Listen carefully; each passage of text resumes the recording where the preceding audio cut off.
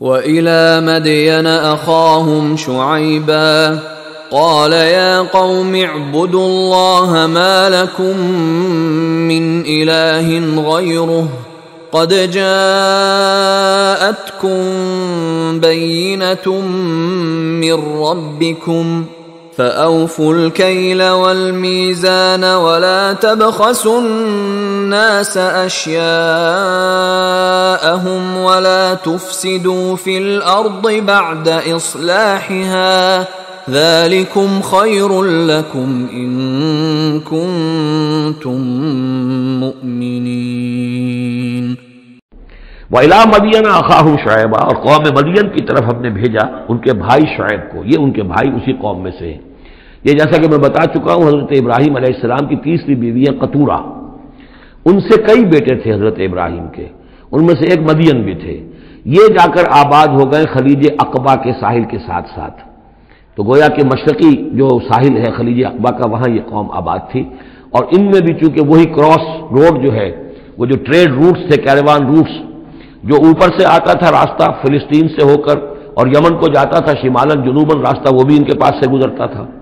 کیروانز آ رہے ہیں جا رہے ہیں، شمال سے جنوب، جنوب سے شمال، جو مشرق سے عراق سے ایران سے قافلے آتے تھے اور مصر جاتے تھے یا مصر سے آتے تھے۔ لہذا یہ جو تھے اس وقت کی انٹرنیشنل ٹریڈ کے، کیونکہ کراس روڈز کے اوپر واقع تھے، لہذا بہت خوشحال ہو گئے، بہت ان کے ہاں بہت وسعت ہوئی مال اور دولت کے اندر۔ لیکن پھر وہی گندگیاں ان کے ہاں شروع ہو گئیں، تو وہاں حضرت شعیب کو مبعوث کیا گیا۔ وَإِلَىٰ مَدْيَنَ أَخَاهُمْ شُعَيْبًا، اور مدین کی طرف ہم نے بھیجا ان کے بھائی شعیب کو۔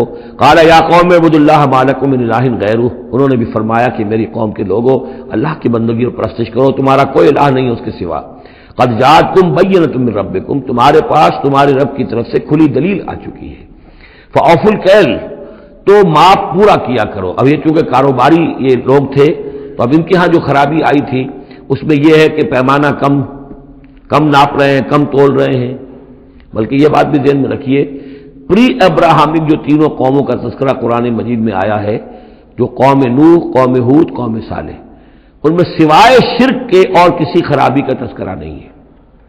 یعنی ابھی انسانی تمدن اتنا سادہ تھا کہ اور گندگیاں ابھی پیدا نہیں ہوئی تھیں، انسان فطرت کے قریب تھا۔ ابھی وہ پیچیدگیاں جو تمدن کے ساتھ بڑھتی ہیں اور گندگیاں جو اس کی وجہ سے پھیلتی ہیں وہ نہیں آئی تھی۔